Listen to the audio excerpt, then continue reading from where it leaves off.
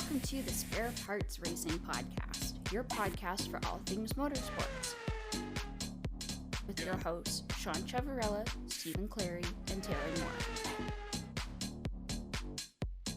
Hear that music? Hello, and welcome to this week's episode of Spare Parts. I'm your host, Sean. I'm Stephen. And I'm Taylor. And friends! The Daytona 500 finally happened this week. We have F1 testing going on. Everything seems right with the world. Nothing could possibly go wrong. Why would you say that? Because I secretly want things to go wrong. If I have to suffer in life, course. everyone has to suffer. You know how it is. What a positive beginning to the podcast anyway. Exactly. But the positive beginning is we have the Daytona 500 that has zero controversies at all. God. And yeah, so where do you guys want to begin with this? Well, Let Taylor start. Yeah, Taylor. Are you happy? I am happy to report that I watched every single second of the Daytona 500 this year. I'll be honest, round of applause. I'm proud of you for coming over to the NASCAR side finally and watching a full race. Yep, I good watched job the full watching race. Good job watching all 50 laps that they aired. I was just about to say, but I watched more commercials than actual racing. Yeah, So. the commercial 500 was definitely a Oh, it was brutal. Yeah. Yeah, but okay, so Daytona 500 experience, good race from my guy. Was happy with the result. Yeah, your boy Byron. My boy Byron. However, I have a huge, massive bone to pick with FanDuel because what the heck? I had my bet on William Byron to win. Payout would have been $91. Go to FanDuel to look. Voided all bets. What the hell? I'm so peeved. Yeah. Now, I'm assuming that it was because they postponed it. And I guess FanDuel's whole thing is that if it's postponed, it's basically the same thing as canceled, so it's just void. But, like... really dumb. So stupid. I feel so bad for you. stupid. Thank you. I was so, I've been annoyed about this since Monday. Yeah. Meanwhile, on other betting sites like Sports Interaction, Bet365, I had no problem. And yeah, I cashed in my Byron bet. However, as we were making fun of me last week for my splitting the bets, because the FanDuel actually voided me back, I think it was 8 bets I had. I actually saved money because I didn't have Byron in those ones. So actually, for me, the FanDuel thing worked out really well. Yeah, well, that's nice for you, Sean. Where did you find whatever horse shoved a life's worth of horseshoes up your ass? Oh, me? Yes. It's only plate tracks I am lucky, okay? Everything else, it is just hemorrhage. However, plate tracks, it makes the money. You know, here's the thing, though. So you've been betting on racing for, years, right? This was the first NASCAR bet I have ever placed. And I was so excited because I was like, you know what, this year I'm really going to care all for it to be voided. And then, it was just a really, bittersweet moment to watch my boy Byron win and then know that I lost out on money. So it's okay. Did he really win? Okay, well, that's a discussion. So yeah. In terms of watching your first full Daytona 500, what was the most interesting part to you? Besides the commercials, obviously. Okay, so what was funny about watching this is I was watching it in the main area. So periodically my dad would come in and be trying to watch and asking me questions, and I'd be like, I don't know the answer to this. That's fair. But I tried my best. But honestly, what I kind of found interesting was just the way that moves happen when they're racing ovals, right? Because moves in F1 are very kind of distinct, right? NASCAR is it's subtle. Kind Yes, of. It is. You were thinking multiple laps ahead in NASCAR. Yeah, so it's very subtle the way like people are planning and like strategizing, and I found that to be probably the most interesting thing because you could see like when someone makes a move and it doesn't turn out, and then we have the whole big mess number one. The first one, Or I guess pissed the me big off. mess of which fir- one when The first one, 5 laps into the race, into the Daytona 500. Like oh we had, yeah what was it? It was John Hunter Nemechek just couldn't decide if he one. They're making it 3 wide, 4 laps in, which I was like, okay, that's a choice. It's a rookie in his first race ever. No, but it was I can't remember who it Well, not was. It first was race a ever, but- veteran. It was the veteran guy is going 3 wide, being like, fuck it, we're moving. And Yeah. then it was John Hunter Nemechek who just didn't know, do I go middle? Do I go high? What do I do? What do I do? And just didn't pick a lane. Then he didn't Yeah. get pushed well, and then he just went off into a bunch of guys and ruined their days. And I was like, wow, this is like Jimmy Johnson. I felt really bad for him. Like, yeah. yeah, you race your way into the 500 and you get wrecked out in lap 5. Like, oof. Yeah. But yeah, that pissed me off to start.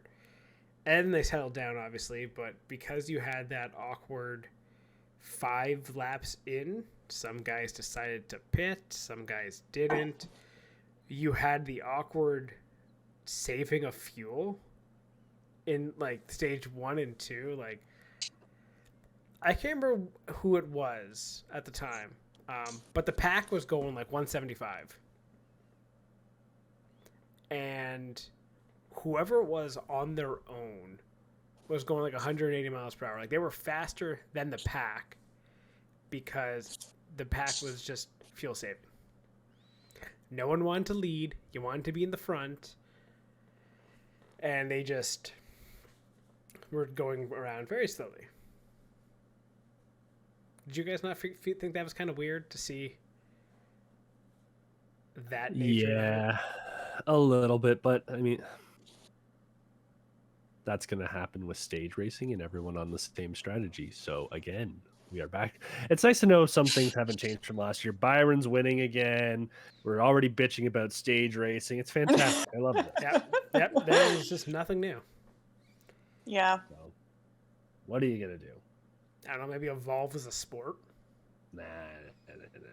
Well, we've been asking for that for years. Yeah, not gonna happen. So, exactly. At this point, they're just going to continue to hemorrhage fans as per usual. I don't know. However, but yeah, I also thought it was kind of funny in the race because there's not a whole lot to really talk about. Like, obviously your play tracks, like the race plays out as it plays out. You had your first big one, the fuel saving came into it, and then you had your I guess stops by manufacturer, obviously, where you had your Fords, your Chevys, your Toyotas all making their way individually, and then you're racing in basically a bunch of different lines as they catch each other and then form a pack again. I think last week going into it, I talked about how the Fords and the Toyotas look really good. mm-hmm. And to be fair, I think had there not been a massive wreck caused by the Hendrick cars, I think, yes, a Ford or a Toyota would have won this race. However, that was not the case. I mean, what was it? Fords were on pole, front row. You had 2 Toyotas both win the duels last week. So yeah, like, they looked good. And then, Hendrick decides, it'd be funny. Or I guess the Byron Bowman combination decides, it'd be funny. Taking out half the field. You saying this was an inside job? I know I ain't saying anything, but the people are asking the question. Was this an inside job? I'm not promoting conspiracies, but the question should be raised. Oh, okay. Bull. Absolute bull. You are like the conspiracy guy on the podcast.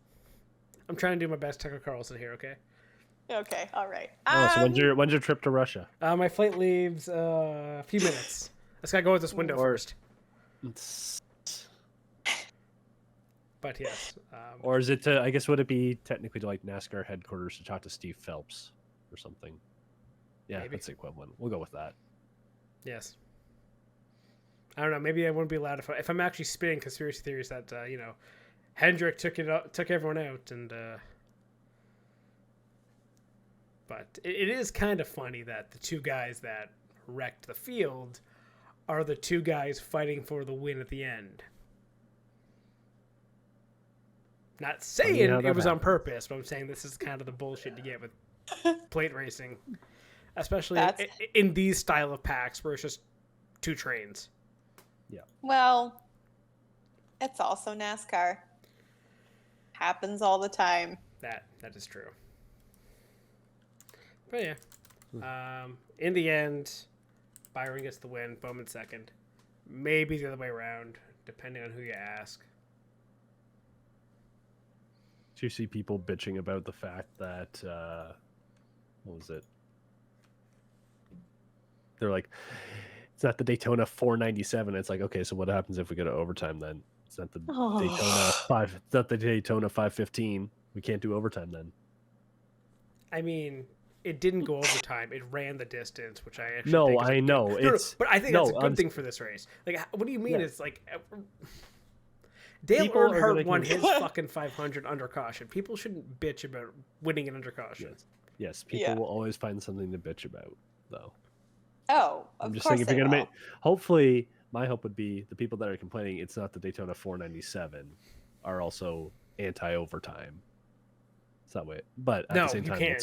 That's I was gonna say that sort of goes against itself. So, therefore, They're just stupid. shut the fuck up. Yes. Yes, Yeah, they're just annoyed to be annoyed. exactly. Races ending under caution is nothing wrong. If you do not like races ending under caution, do not create cautions. Simple as that. Yeah, I mean, like, it's such a normal occurrence. Like, there's tons of races that we watch that are just done under caution. It happens all the time. Stop complaining about it. Yeah. But yeah, and then people were also complaining that like Bowman should have won because of when the lights went on, but that's because the broadcast showed the onboard of Bowman. But if you actually watched, what happened was when they went by the flag stand and like before Bowman passed them, the light went on under the flag stand for the caution. And when that light went on, that's the actual, like, I guess, master light or master caution called. That's, hey, okay, throw it here before the full system, I guess, goes on. And that is what actually they were basing it on. Because they came back with that very quickly, that, okay, Bowman or Byron won. Mm-hmm. Yeah. Now, had you maybe waited a second, yes, Bowman won. Which would have doubled my money, but, like, whatever. I'm not bitter. I can't wait for this to somehow bite NASCAR in the ass or make it seem like it's scripted. Like, you just know Chase Elliott's going to struggle to start the beginning of the season. He's going to get a win in a similar fashion. Like Atlanta? No, I was going to say a little later on in the season, not next week, but Yeah. I was going to say, like, it's just going to be flipped where it's like, oh, we waited a second, we're going by that, instead of throwing the master light on right away. What was he letting in the cat? Yes, it's the cat. Listen, I could hear the cat in his cone of shame scraping against the door, trying to break the door down, okay? So I had to let him in. Well, he wouldn't have his cone of shame for, like, as long, but, oh, Tooth. Yeah, Why'd you get him a dog one? he has another 2 more weeks for the cone of shame. Oh, jeez. Is that 2 more added weeks because he picked the scab off? Yeah, or... probably. So yeah, he's doing great. Dumbass. Oh, Like how he's a dog themed one. Listen, it gets the job done, okay? Yeah. No, I'm just saying it's funny how it's a dog themed one. He's doing great. So yeah, anyway. Yes, so special guest today, Toothless, on the podcast. Good job, Tooth. Yes. Where were we? What were you finishing, Stephen? No, I was bitching about something. I can't remember. You were it was complaining that is NASCAR now scripted? Yes. Oh yes. We'll see if this bites them in the ass. I hate the whole scripted thing with everything. You know how hard it is to script sports? Yes. Well. What? No. I'm not saying anything. I will not go on my conspiracy about the NFL. However.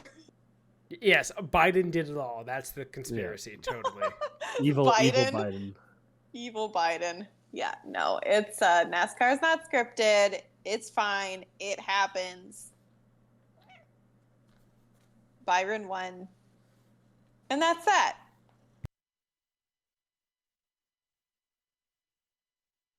Exactly. I'd got the cat. He's now trying to get in my lap, and he's gonna knock the mic if I do any other way. So okay, I have the cat. However, I was gonna say let's end the Daytona on a positive note. Any standouts for anybody? Standout performances outside of, let's say, winners or winner top 3. Bubba came top 5, so that was. And he had a very mediocre day. He was just in the back the whole time. Yeah. I was gonna say that's almost not a surprise anymore with Daytona. Him and Daytona just seem to go really well together. Anybody else? I think Chase Elliott and Truex being further back was kind of a surprise. Like Elliott finished 14th. Like he kind of got involved in that big one where he kind of got door slammed both sides, but he managed to drive through it without a problem. I think a big one also to take away for me was the Toyotas and Fords did look better. Mm-hmm. Having that updated, I guess, body and shape of the car definitely allows you to put a little more aerodynamics on it. So, I wonder if we're going to see maybe Chevy come in with one next year. Just an updated one with the new car and stuff. But yeah, that's about it. Yeah. Chevy may have won the battle. Ford, I think, will win the war based on super speedways this year. Also, they looked really good. Yeah. Also, the Toyotas just in general, I love the look of the Toyotas. Yeah. People were shitting on them when they first came out, but I'm like, that looks good. I like the front of it. Looks angry. But yeah. Anything else? I was going to say, with that being said, I did also really like Kyle Busch because it seemed like his team struggled. Like they had slow stop, and then also the one where the front left wheel nut wasn't on, and he had to loop it back around. But I think he was at the back of the field twice, and within a couple laps was at the front of the field somehow. Yeah, he had a strong run. He had a really good day, and then I get the whole. I'm a little surprised, like Elliott's back in 14th and Truex is in 15th, but at the same time, like with how it ended, I'm not putting too much weight into where guys finish when the top couple guys are the only ones getting through unscathed. After that, it's just survive and hope for the best. If you didn't have Bowman, Byron running, if you had either different teammates, different manufacturers running at the front, I think they wreck before they come to the line, and I think you get overtime. Probably. But the fact that it's teammates and it's Hendrick, Evil Empire, all that. Yeah. I'm not putting too much weight in the fact that Corey LaJoie finished 4th, AJ Allmendinger finished 6th, John Hunter Nemechek finished 7th. That motherfucker! Nemechek started all the shit. Dane Smith finished 13th. Daniel Hemrick was 16th. I don't think you can put a whole lot of weight in this. David Reagan was leading the race at one point and finished 20th. Yeah, that's fair. I think he got caught up in that wreck. No, he got knocked a lap down, didn't he? He was the last guy on the lead lap. Okay. So, but yeah, it's gonna be fun on super speedways. We get to go to the pseudo super speedway next week. So, Atlanta, which became a super speedway, but isn't really. So anyway, exactly. We'll see how that goes. Pseudo speedway. That's what we call it.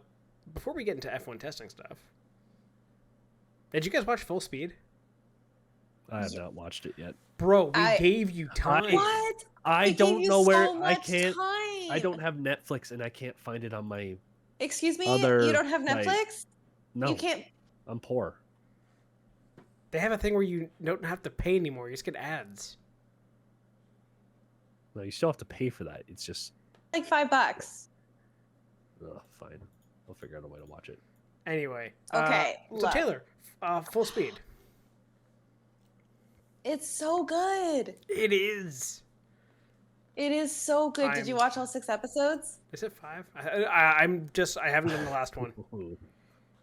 Okay, Yeah. it's so good. And this, I will 100% admit, this is exactly why I was like, you know what, maybe I'll start watching NASCAR this year, because it's all about context. when you get that, yeah, it gives you context, and it also gives you kind of that look into the how they think, right? And that's always super interesting.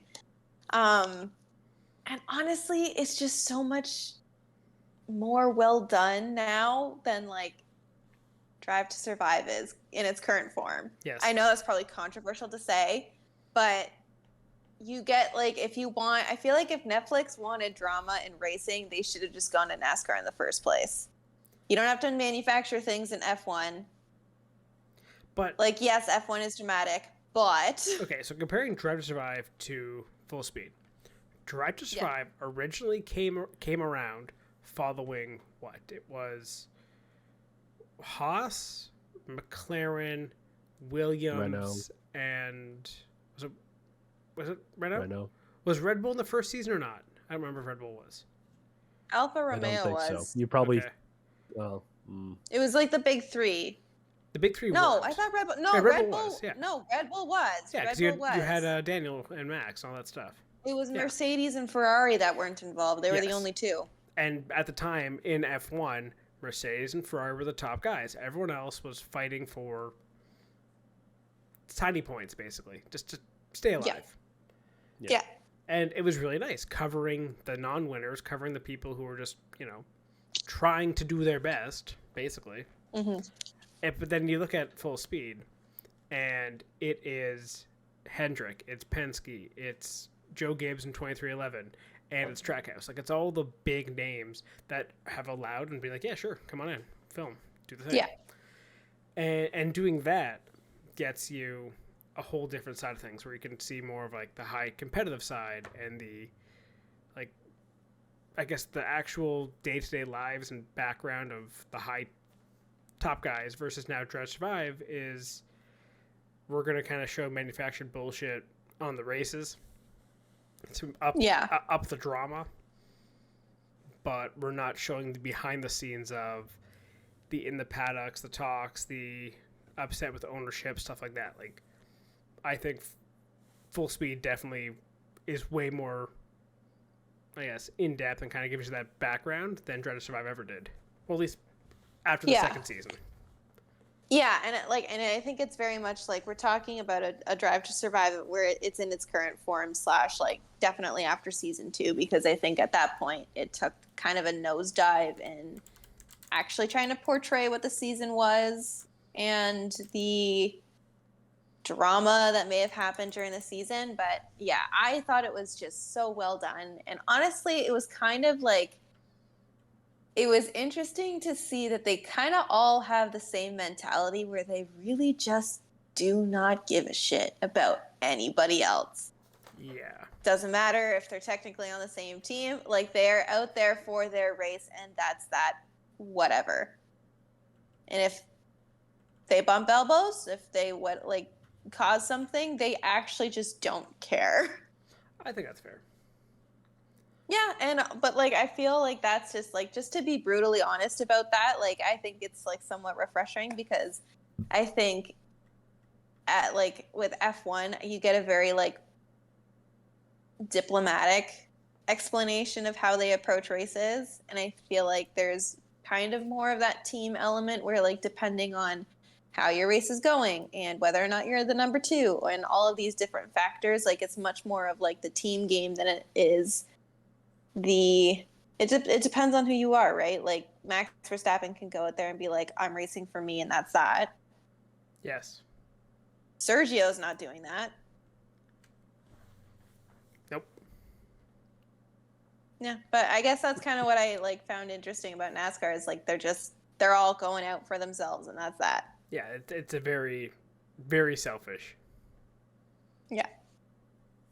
And even like Denny Hamlin, when he kind of got in trouble saying like, yeah, I'm kind of want to help my team versus my teammate. Like that's even that line was controversial, but I feel like that just kind of makes sense. That's the view of an owner. Yeah, and that's the thing where I was watching this and I was like, what? Yeah. Like Denny is like racing for Joe Gibbs, but owns a team, and I'm like, sir. That makes sense. That's always been a thing in NASCAR. And fair, you know what? If it's always been a thing in NASCAR, that's like, to me, that's kind of funny, and it's very interesting, and it gives another level to things. So Again, yeah, Dale Earnhardt died racing for Richard Childress while pushing the 2 cars he owned to a 1-2. right. So Right. Same kind of thing. But yeah. Anyway, I think it's a good 10 show. out of 10 would recommend. Who's your favorite? I feel like you mentioned this to me, but I feel like you should share who your favorite is in the show. I did last week. Oh, right, you did mention it? Oh, I thought it was... Okay, yeah. Byron. Yeah, well, I'll say it again. Byron is my favorite. He is a likable guy. He really is. He is. I think I find his like story the most compelling because he didn't grow up in racing the same way the other guys did, right? Like there's a lot of guys who, they've been karting, they've gone through all the ranks, but like Byron is literally a gamer. He didn't start racing until he was 13, like, and to me, Steven, like I kind of we have hope. No, we don't. He Oh. raced No, we when he was 13, not 29. Almost 29. We're not 29. They say, don't you do that. Nope, we're not. Sorry, okay, 28. Thank you. Yeah. There's hope. So yeah, sure, okay. I'll give you your hope. But yeah, I found his story to be really compelling, and I just and Christopher Bell, I like Christopher Bell too. Like, Yep. He seemed to be a really good guy, very likable. I like Chastain. I love Chastain. He's just he's a guy who's just out here for himself. Like, he's just a NASCAR dude. You know what I mean? He's just a watermelon But farmer. he's just a farmer. Like, that to me, I was dying of laughter. It's like, oh, he legit farms. This is so funny. That's why he smashes watermelons. This all makes sense. One of my favorite guys also in the series was Denny Hamlin's dad. And for Denny Hamlin's dad, I just want to see I want to see Hamlin win a championship. However, Hamlin comes off as such a prick. Oh, he's such a dick in the show. Oh my gosh. And he's the first episode, it felt like. It was just Denny. And I'm watching this this guy could not be more arrogant. That's how he comes off. And I'm sure he's probably a chill dude. Maybe, and he might have, but it kind of sounds like a lot of people don't like him. Yeah. So, and it came off in the show that way. Yeah. And even Logano, I feel like a lot of people don't like Logano, but he seemed very likable in the show as well. Yeah. There's a lot of people who, and maybe it's just because he's successful, and Denny has been successful even though he doesn't have a championship. So I feel like there's a lot of people who just love to hate winners, and I get that. But yeah, no, Denny came off horribly. I think also one of the biggest things you realize in Full Speed, they're all fucking dads. It's either they're 25 or they're dads. Mm-hmm. And I thought it was really good of actually showing the family aspect, them with their partners, with their kids, stuff like that, the stuff they do with them, or how their kids react to the races. I think it was the one, I can't remember who I think it was following Joey, and the kids were asking who won, and the one daughter was like, oh, it was this person's dad, referring to, I think it was Kyle Larson. And it's that's kind of weird. You never think of the drivers as being, or I guess how their kids would react to them being like, oh yeah, it was Timmy's dad or something like that. It's that's weird to think about. Yeah, but that's all cool the kids insight. know each other. Yeah.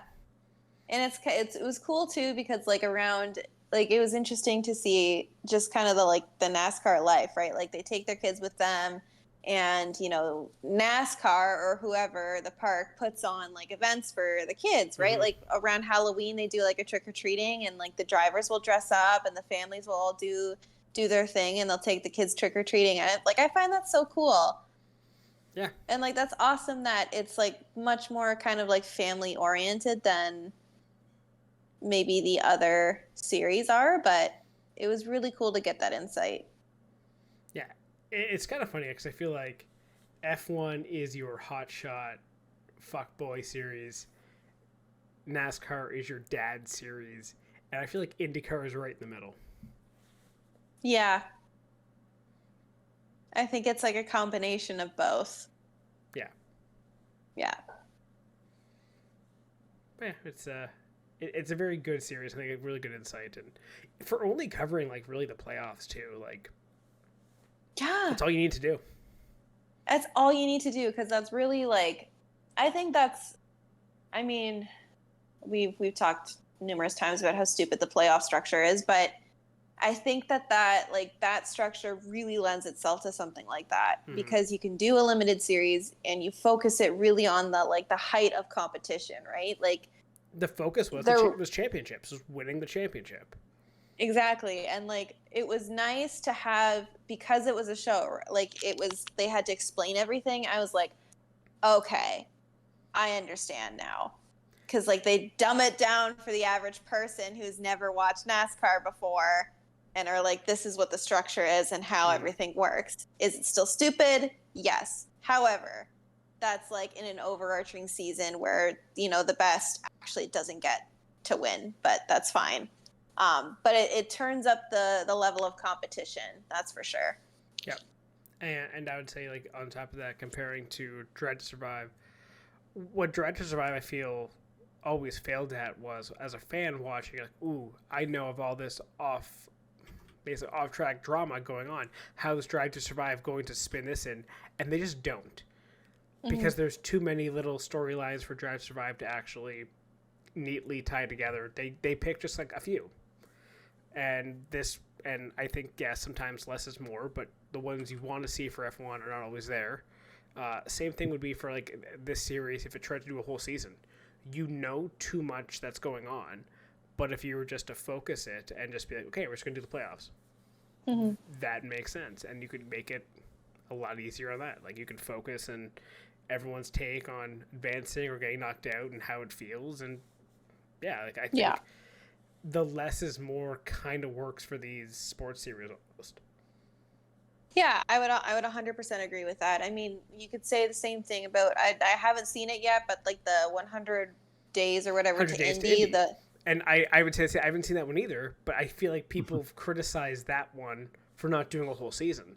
But I actually think it's the right way to do it. Just focus on the one aspect. Well, I would agree with that, because you get to episode, I'd say 6 of Drive to Survive, and holy crap, am I ever bored. Yeah. I get so bored because I'm like, well, I watched the entire season. They're making stuff up. They're pasting races in different parts. And then you're like, well, you're not even talking about what's actually interesting. You're just talking about like nothing, kinda, right? The things that we as fans want to see in the show, I would say 99% of the time don't actually make it in. The best thing in the last 3 years for Drive to Survive has been the change your fucking car. That was it. That's that was the it. only thing people remember. And like up before that, like I thought season 1 was a really good intro. Season 2, I thought they definitely, I don't know if they dramatized it as much, but they just probably played with the emotions a little more with like the Red Bull stuff, the Who Bears death, and like, all that kind of things. And then season 3, when you had Grosjean's crash kind of really towards the end of it, really, I guess, I don't want to say Drive to Survive peaked at the end of season 3, but it kind of did. And I don't think it's been able to get that back. Yeah, I think its popularity is still there, because I think they're still getting people, like new people from it, who see it come on and they're like, oh, I'll watch the show. And then they can binge watch, right? Because there's going to be 6 seasons of it. But I think they're quickly starting to lose the fans who have been who have watched Formula One for so many years, and they just get to a point where you're like, all right, I'm just tired of this now. But I don't know. To me, I'm looking at the show how are you still making more seasons? You know what I mean? Yeah. Because we watch it wow, this is kind of really shitty, and you got to make this better. But there's still people who are like, this is so cool, this is the best thing, and then it's still alive. The only thing I care about actually for the new season coming up for Drive Survive, I just want to see how they deal with the whole triple driver thing for Toro Rosso or AlphaTauri or Visa Cash App, whatever the hell it is now. Visa Cash App. V-Car. That's what it is. It's stupid. Anyway, there's apparently one episode for that. Yeah, it's the second last one, which is why it's probably the second last one. Okay. Very curious, the very last one. Which one? What's the title of that one? Red or Black. Is that? Focuses on Haas. Oh, it is? Oh, I thought I was going to focus on Hamilton. Damn it, I haven't actually read the actual... No, Hamilton, because I've got the Athletic breakdown here. Okay. Okay. Hamilton episode is called Leap of Faith. Oh, interesting. That is episode 6 Huh. for tomorrow's drop. So I'm so excited to see how much they manufacture the beef between Ocon and Gasly. They have 2 episodes Civil for War. Alpha. Okay, but they actually don't like each other. No, they don't like each other, but they're also not beefing. You know what I mean? They're not actively beefing. We know that they don't like each other. They haven't liked each other for years. But I feel like one of those episodes is navigating, and again, if they were smart, they would show this navigation of the relationship of not being friends with your teammate, but still working together in a professional way despite not being on good terms. That would be very interesting to see, because I feel like you don't get that enough. You get, Sainz and Lando, look how goofy they are, or the Haas guys, look at them. But we haven't really gotten, or the Red Bull guys who are just they're friends and they push each other, yada yada. But we haven't really gotten the whole, I don't like him, he don't like me, but we're going to try to be the best we can, but beat each other, you know?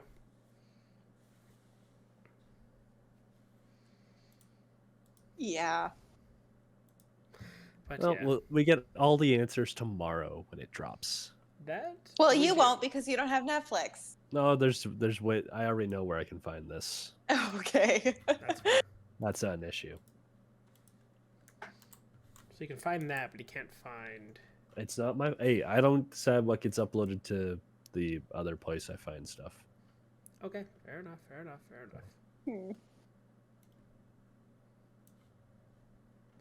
Okay, Yeah. so are we good to move on to our final thing I want to do? Yeah. Yes. Which Do is it. we could talk F1 testing, but I feel like we could save that for next week for the season preview. What we can do instead is do a little, as everyone likes to do, a tier list of our favorite liveries and stuff, and go through it with each other to decide where we think everyone should be. Okay. What do you say? Let's do it. Okay. Do it. Do I want to put this over here? I'll just put it in. Well, okay. While you're setting it up, just a reminder: we got 3 liveries before.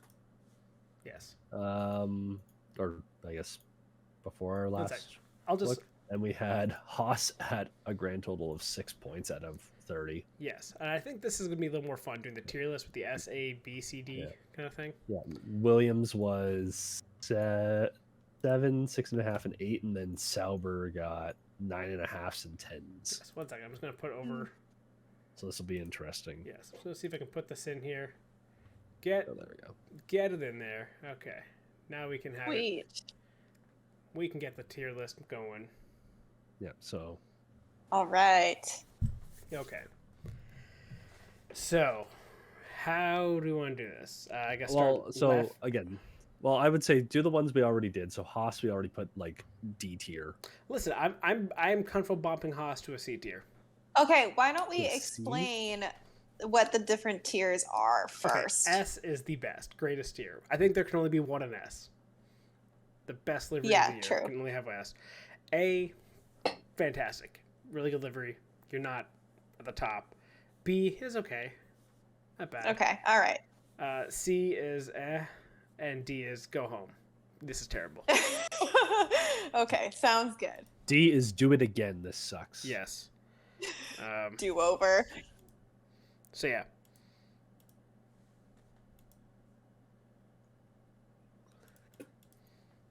So, Okay.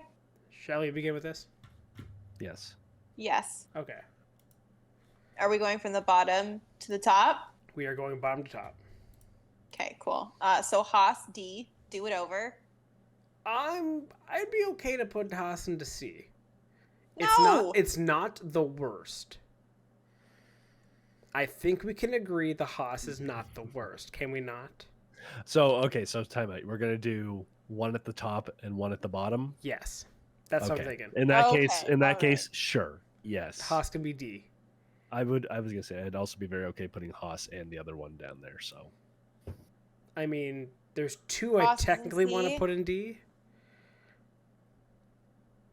okay. Well, which one do you want to put in D? Because we're going from the bottom. I want to put both Alpines in D. Oh, right. I forgot that Alpine had 2. Yeah, they have. So technically it's 1. Yeah, it's awful. Yeah. It literally did not change They- one bit. They just put a little bit of pink and a little bit of blue on a car of black. At least the Haas has some looks to it. It has a little bit of black, a little bit of red, a little bit of white. Like, okay, I get that everyone's going weight stripping, but Well, Alpine literally just stripped it back. Mm-hmm. they went full strip and then just put a couple stickers on. Yeah. Okay. I would agree that Alpine would be D. Do it over. Go home. Terrible. You have good colors. Make it look good. Yes. Yeah. Do you guys have anyone else you'd put in C?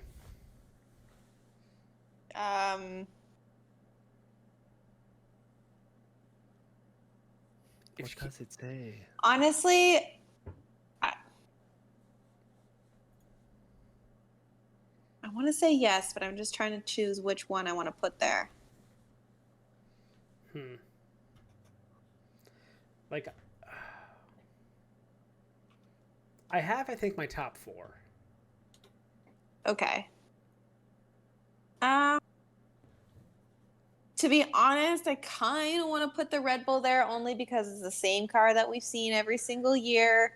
You know what? No change. I'd kind of do that. And you know what? The Red Bull is getting blander and blander and darker, and like, They're getting lazy with it. I don't like that blue. I've never liked that dark matte blue. When it was the old one was like a brighter blue, and even like when they had the infinity purple. See, I'd put them in C with you. I can agree with that. Yeah. C for Red Bull, where it's like same thing, different year. Yeah. Maybe try a little bit like something new next year, please. Do you guys have anything for B? Okay, B. Visa Cash App Red Bull. Really? It's I hate the name. I love the look. Okay, fair enough. There's one 'Kay. thing I would do to change it, and it's get rid of the green. But I know you can't because that's a sponsor. Yeah, that's true. Yeah, that's that's the only yeah. problem. Okay, Like, there's probably... Okay, so I think there's the 3 that I Williams- think... I was going to say Williams, Mercedes, and McLaren, I think all are deserving of a B.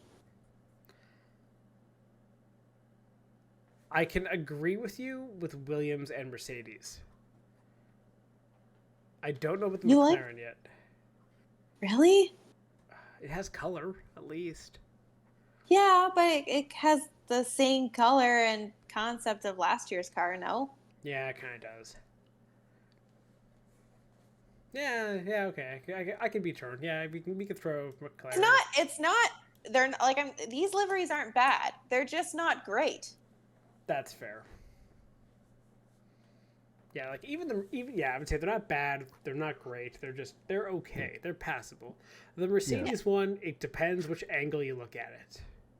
True. Some angles I'm like, wow, it looks great. Other angles I'm like, wow, they really didn't try here. Yeah, Mercedes could be between B and C.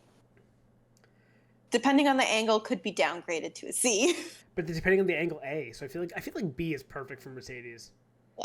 All right. Um, Fair. I really wish McLaren had just copied Alexander Rossi's livery over to Rossi's theirs. is my favorite. Yes. It's Exactly. such a good livery. Oh, It I is gotta such a check- good I gotta livery. check Toronto Motorsports again to see if he's got it. If in doubt, I'm grabbing one at the end. Okay, so let's let's say all these are A. We have the steak and shake, or the steak saber. Steak and saber. Steak and shake. It's not Graham Rahal. Oh shit, that's a good point. Yeah. So the steak, we have the Aston, we have the Ferrari, and we have the V carb. Ugh, gross. I think we all know which one is S tier. Are We all agreed. Okay, yeah. So it is going to be the Aston Martin. No, it is not. Come on. It's Ferrari. No, I'm Okay, kidding. yes, it's the Ferrari. Thank you. No, isn't it the Ferrari? Are we not agreeing the Ferrari? I think the Ferrari is fantastic. Really? You Yes. think the Ferrari's S tier? That is my favorite. Wow. You know what? I was gonna say, I was 100% ready to agree on Aston Martin going up at the top. The Aston Martin, I think that, Really? but the Aston Martin versus the Red Bull is the same kind of thing where it's the same as before, but it pops. It has color. It doesn't look like you've kind of poured oil onto it. Like it's a good iconic livery. Look, if you're saying Ferrari is S, I will not disagree with that because for me, Ferrari is always the best livery. I like the yellow. I like the little yellow It on looks the back. really nice. Like, you know, the little black on the bottom. I think all around, it is fantastic.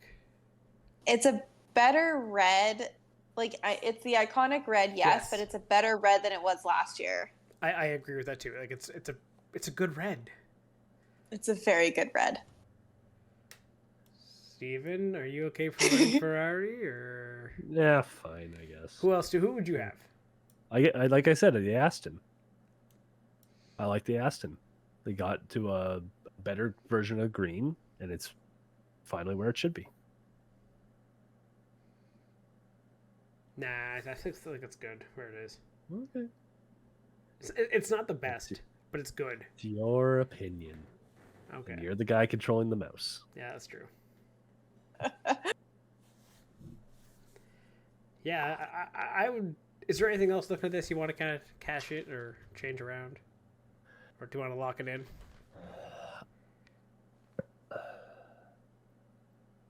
I'm fine with Red Bull at C. I'd probably just leave them in B because it's sort of like if it ain't fixed, don't, or if it ain't broke, don't fix it.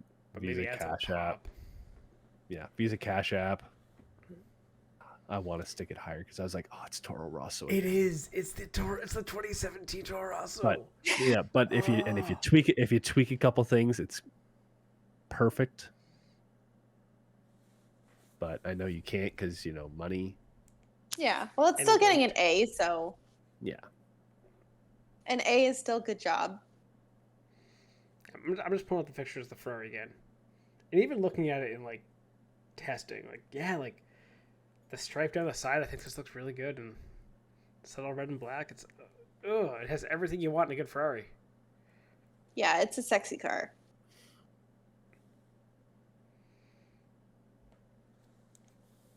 I still think the steak one is also. Haven't we talked about that because we did it last week, but that is bold. And I think It's bold. You have to and reward it's bold. different. Yes, Well- it's bold and it's different. I know that Sarah hates it. Well, she can fuck up. Okay. It's also, while it is a lot of bare carbon fiber, it's also a complete color change from last year's template. So it's not just taking last year's template and stripping it back. And that's where I think you can differentiate between Alpine and Haas versus the steak car. Like even looking at the photos of the steak one in testing, it pops. Mm-hmm. It's just it's very eye catching. Yeah, there's a nice shot in testing of like, I don't know if you saw it today. There was like 5 cars going down the main street at once. They're actually looking pretty racy. The steak one pops. You can see that. The Mercedes kind of looks kind of meh. Not the same silver arrows. Doesn't look as bright. The McLaren pops, actually, the orange.